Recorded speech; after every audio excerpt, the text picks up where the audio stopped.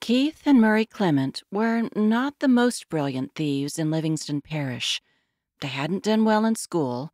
Keith, 1 year older than his brother, set the example for Murray. His leadership led both to drop out of Denham Springs High School before graduation. He also provided the path to the use of methamphetamines and marijuana. Though they had no steady employment, the brothers paid for their vices through petty thefts. Nothing big. Tools were easy to peddle on Craigslist, and most couldn't be traced back to the original owners. Even with their combined acumen in the lowest percentile in South Louisiana, the brothers recognized a golden opportunity.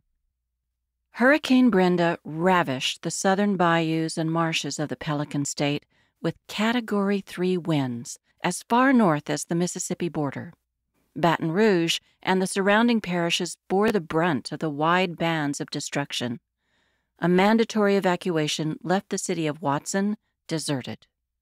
Never known to obey any orders, Keith and Murray hunkered down in their dilapidated shack along Bayou DeLon. The rickety structure had no electricity before the storm, so the power outage had left little effect. How the hut survived the gale force winds was a miracle. The brothers discovered they were left alone in the small suburb north of Denham Springs. All the homeowners had left before the storm and were banned from returning for 3 days after it blew through. That meant thousands of tools were left behind with nobody watching. A gold mine awaited, and Keith and Murray took advantage.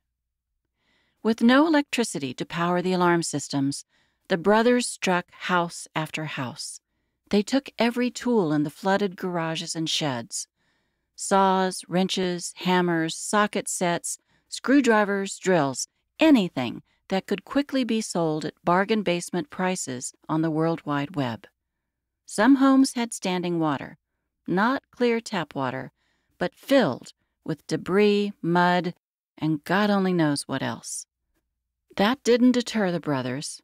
They waded through the muck and mire to reap the treasures the owners had so graciously left behind in their hasty departure. The old Ford F-150 wasn't pretty. The rust and bondo patches marred its beauty. However, it sat 26 inches higher than the factory standard and motored through the high patches of water with ease. The only drawback was the small bed in the back of the pickup. The brothers were forced to make many trips back to the shack to unload their loot. On the 7th trip of the second day, the unthinkable happened.